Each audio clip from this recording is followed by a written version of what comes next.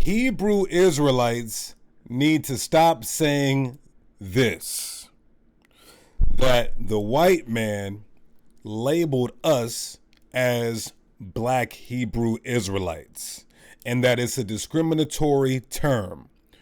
We're going to find out today that we coined and embraced that term going all the way back to the 70s. Drop a bomb. And it's not a problem. It's not a big deal. I don't even see why it's a big deal. But first, let's give all praises to the Heavenly Father, and we do so by Shema Mashiach Yahweh Shai. This is Priest Sakai, a.k.a. Deacon Genesis. Genesis! Back at y'all with another one, just like the other one, and we got some major controversial content today, y'all. As they might say, well, it is discriminatory because we have Latins and Native Americans, and we'll get to you because we'll get to that because this is all prophecy. But what you have on the screen is a credible guy here in Abu, who I spoke with him a few times before, and he has been battling or going against the Israelite community since the 90s. This is his this is his YouTube channel right now. And you'll see 15 years ago, he's called himself going in on the UPK for the Apocrypha. This is the Apocrypha. You brothers and sisters can purchase this online. Okay, this book is called the Apocrypha. It's another part of the Bible. And I believe the brother speaking is the late priest Bun Loya. All right, may he rest in the spirit world. And this video, though, is from 2009. This is from 2009. So Abu is very familiar with the Israelite community and our elders. All right. Furthermore, I talked to Priest Danyala earlier today and asked him, in the 90s, were we using the term Black Hebrew Israelite? He said yes. That's our elder presiding over this camp. He said we can't deny it. It just is what it is. It's a fact. I'm going to show you guys that this actually helps us and gives us more credibility to who we are, that we are the chosen people. Let's go to a video from 4 months ago. And this video that I'm doing today is inspired and motivated by, I posted something earlier today on YouTube with the phrase Black Hebrew Israelite, and somebody came on a comment board scolding me and rebuking me. And I said, you know what? I was supposed to do this video anyway 4 months ago. So let me go ahead and do it today for truth's sake. And I myself have been on the side of, yes, oh, that's discriminatory. The white man labeled us and put that on us. But after doing some investigation and research and history, that's just not true. And it's not a big deal. So let's not make it that. It actually helps us to embrace this. I'm going to explain with documentation, archive websites, and books that we wrote 90s and the 70s. So let's go to this video. This video is from about 4 months ago from Abu. It's called The Phrase Hebrew Israelites, a Reply to Captain Tazariak. Greetings. Glory to God in the highest, and on earth, peace to people of goodwill. So back on March 21st of this year, 2024, the Genesis 49ers channel had a video exploring a standard yet controversial aspect of One West Israelite theology and anthropology. And about 13 and a half minutes into the show, Tazariak, a high-ranking member or captain of the Neo-ISUPK, posted a comment in the live chat, which they put on the screen. And his comment was objecting to their use of the phrase Black Hebrew Israelite, or its acronym BHI. You see, Tazariak claimed that this term is racist and is an attack on Israelites. Now, this sort of objection has been floating around for years, perhaps for over a decade, but it's still a relatively new one in the grand scheme of things. Yeah, it's a new one because we were calling ourselves Black Hebrew Israelites in the 70s. So it's a new argument. Let's keep going. And it's an artificial objection as well. You see, it's pushed by men who are either unfamiliar with or not entirely honest about the history of the Israelite spectrum. Now, in the interest of charity, I'll assume that Tazariak was merely unfamiliar with the history of the term. Now, I don't believe that Tazariak is trying to like cover up that we were calling ourselves Black Hebrew Israelites. Like, why? What would be the motive? I mean, I don't think so. I could be wrong, but me speaking as a man, I don't think so. He may not know. Let's keep going. But he's part of a group which seems to have a leadership which is not entirely honest about that history. For example, the leadership of the neo-ISUPK has not been entirely honest about how the name of the school at One West was Israeli School of Universal Practical Knowledge. Now, for those of you that are new to the truth, 99.9% of the camps you see teaching on the street corners, Yahweh Shem Yahweh Shai, all of that we all spring forth from One West, which I do have archived in my phone, some of the old signs and videos that it did say Israeli School of Universal Practical Knowledge, and that's just a fact. Let's keep going. Not Israelite School of Universal Practical Knowledge. Israeli, not Israelite. The neo-ISUPK doesn't have exactly the same name as the old school, but they lead people to think otherwise. But whatever the case, the point that I'm trying to make there is that while Tazariak may be sincerely unfamiliar with the history of this topic, his leadership might be familiar with it, at least the man at the top of his group, and for him to allow men under him to think like this is questionable, right? Well, that's if General Yohana is watching every comment that Captain Tazariak posts, right? Which, extremely doubtful. But I wanted to make a short video which quickly gets into the history of this phrase, Black Hebrew Israelite. So you see, it was the Hebrew Israelites themselves who introduced this phrase. Facts. Here come the daggers. For starters, Shalik ben Yehuda wrote a book back in 1975 titled Black Hebrew Israelites From America to the Promised Land. However, in the past, when I've brought this point up on social media... Drop a bomb, 1970s. I have the document. I have the book. We're going to look at one part of it for time's sake, but let's keep going. Watch what he says. See, Hebrew Israelites, we have to do better. We have the truth on our side. We don't need weak arguments. Watch what he says, some of our response when he introduces this fact. Certain Hebrew Israelites who want to hang on to this polemic would object that they've never heard of Shalik ben Yehuda before, and, they'd say that for all they know, he might be an agent, right? Okay. So dude's an agent because you haven't heard of him, clown? Like, here's how we find out if he's an agent. Let's go to his book. Let's go to his book from 1975. Like I said, this actually helps us, giving us more continuity and trace history of how we awakened, and that we always, a small remnant of us knew we were Israelites. From 1975, Black Hebrew Israelites from America to the Promised Land. Look on the first chapter. So there's the intro and all of that. And then look at this. Chapter 1. I'm going to blow up the screen. Okay, yeah. Look at this. Chapter 1. Bondage and punishment. Look what he says in the last paragraph. Section 1. History. Old Testament documents and other works establish evidence as to the identity of the people referred to in the United States as Afro-Americans, Negroes, and blacks, etc., a major part of that population being the descendants of the ancient Hebrew people. That don't sound like no agent to me.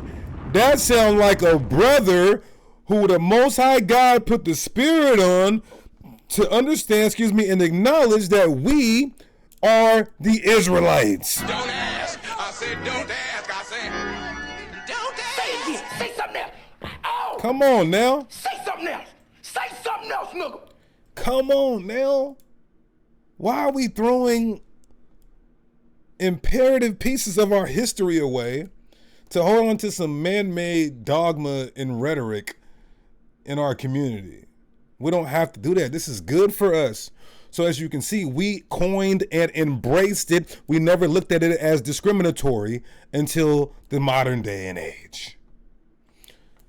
Let's go back. It's going to get worse, though. So let me cite another example.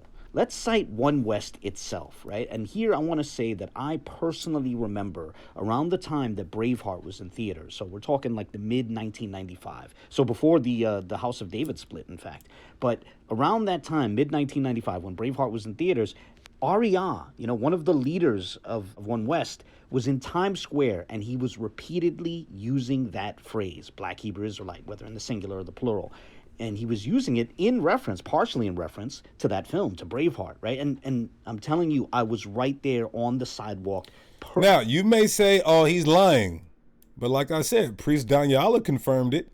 And we're about to go to the archive websites in another book from the 90s where we embraced it and coined it and was calling ourselves it and not saying it was discriminatory.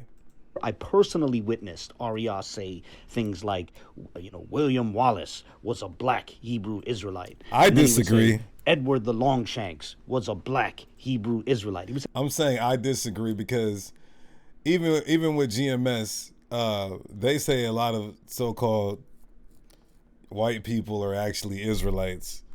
But that's just me. I disagree. Okay, just like that. And then he declared that Longshanks was a wicked king. And I guess at that point he felt like segueing into other wicked English Israelite kings. And so he declared, King Henry VIII was a black Hebrew Israelite, but he was wicked. And then he would talk about, his divorces and all that kind of thing. For real, that really happened. And, then Arya went on to say that the Scottish were black Hebrew Israelites. And the English back then were black Hebrew Israelites. And the Irish were black Hebrew Israelites. He repeated the phrase over and over again. And I witnessed him do that. And then he went into that bit. I don't know, some of you are familiar with this, but I personally witnessed him at that moment go into the whole bit where, he says Brit means covenant and Ish means man. So British means covenant man in Hebrew, right? Which makes for quite the awkward fit with Lashwan Kodash. But whatever the case. I never taught that, but I've heard people teach that before. My point in sharing that anecdote is that I personally witnessed. And I remember back in 08-ish, Abu running up on the elders in Times Square, GMS, Tahar, and Elder Apostle Gabar and the Ramlab. They'll vouch for that. That's very easy, factual information. Arya himself, a leader over One West, repeatedly using the phrase Black Hebrew Israelite or Black Hebrew Israelites, plural. Now, I understand that some might reject my personal account and say that, that they don't trust me, they don't believe me. Okay. Well, in that case, the old ICUPK website, the website of One West is archived. You can look at it online, and I'll share a link. I'll share a couple of links in the And if you go to their old merchandise page, that they had up in the 90s, you'll see that back in the 90s, they were selling a 2-volume book, a 2-volume set, this a couple of books that were titled, quote, More Amazing Facts About the Black Hebrew Israelites. Let's drop a bomb. Let's drop a bomb. Drop a bomb. Damn.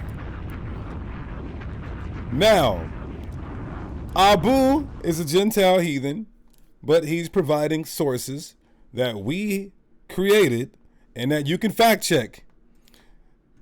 And we have the elders that are attesting to this as well. So let's take a look at this book, this website, this archive website.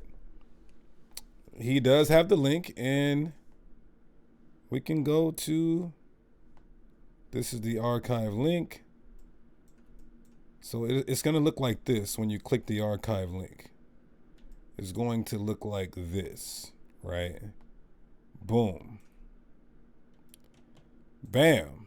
It's true. This is from the 90s. More amazing facts about the Black Hebrew Israelites. So we got 1970s, we're using this term. Coining it and embracing it. Coining and embracing. We got the 90s. Coining and embracing. And again, this is good for us to know our history. We don't have to try to change history. So let's go to another. Let's keep going. He's about to drop another dagger. Yet another dagger. Does it get worse? Can it get any worse than this? Look, again, this isn't a shot to anybody. This is just for the truth of our community, so we can know our history and know what we're talking about. Right? So let's go back to the video. Now, someone like Tazariak might not have ever known that. But what does it say about old-timers like Johanna, who's the leader of the Neo-ISUPK, or Tahar, the leader of GMS? What does it say about these men, you know, that, and Tahar, by the way, has also gotten on board with this complaint about the phrase Black Hebrew Israelite. I've heard that. You know, had his members sort of launch that as a polemic against vocab, right? But what does it say about these men, these old-timers who go all the way back to the 90s and before, like Johanna, like Tahar? What does it say about them that they don't inform the younger men they influence about this past use of that phrase? Now, I want to say this because they haven't told us a motive or an agenda on why they wouldn't inform us that, yes, it's true, we were calling ourselves this phrase. And the only agenda or motive would be that the Latinos and Native Americans could feel left out or disrespected. But again, this is just me, you know, theorizing and speculating. Again, I once was under the veil of it was a discriminatory term, but it's just not true. Maybe they don't remember. But I'm sure Apostle Tahar might respond to this. That the leadership in, at One West was itself using the phrase in a positive sense. But whatever, I'll stop this video here. I honestly think this little bit that I've shown here puts the nail in the coffin of this objection. You know, it's a relatively new thing to complain about people using the phrase Black Hebrew Israelite or the acronym BHI. But it was the Hebrew Israelites themselves who originally used that phrase. They introduced it to others, and that's why it became part of the common parlance, and that's even why it was picked up by their critics, because it was just sort of, part of the common conversation about the group. Right, that's true. Let's keep going, though. Watch this. Oh, one last thing on a closing note. If you check out the order form on the old ICUBK site, they have the relevant book listed for $110. That's a lot of money for back then. So I do have the archive link for the site, and it's true. You can go back in history and fact check this. Look at that. So when you go to order the book, it's for $110. They was getting their money. What's going on? The elders were hustling, though. But it says, it says more amazing facts about the Black Hebrew Israelites. And then it says $110. Boom. You can see that right there. They were hustlers, man. But again, maybe the elders are trying to change history because it feels like that we exclude Latinos and Native Americans when we say that. But this, to me, is all a part of prophecy. That Judah, the so-called black man, would be the face of our people in the movement due to prophecy. When you read Genesis 49, verse 8, it says, Judah, that's the so-called American Negro man, thou art he whom thy brethren shall praise. So, and thy hand shall be in the neck of our enemies. Thy father's children shall bow down before thee. We're coming up first. We're the most influential. Then when you read verse 10, it says that unto him shall the gathering of the people be. Now we know that's ultimately who the world calls Christ, gathering, but it's Judah's job as a whole to gather the people. And so, of course, we will be the forefront of the awakening, which is why it's not a problem. And I believe that it's all through the Spirit that we coined and embraced that term, Black Hebrew Israelite.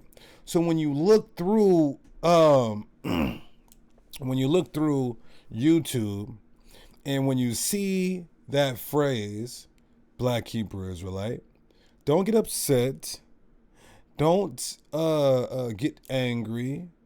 Don't try to, have an issue with it. You embrace that because our elders who were waking up before us coined it and embraced it.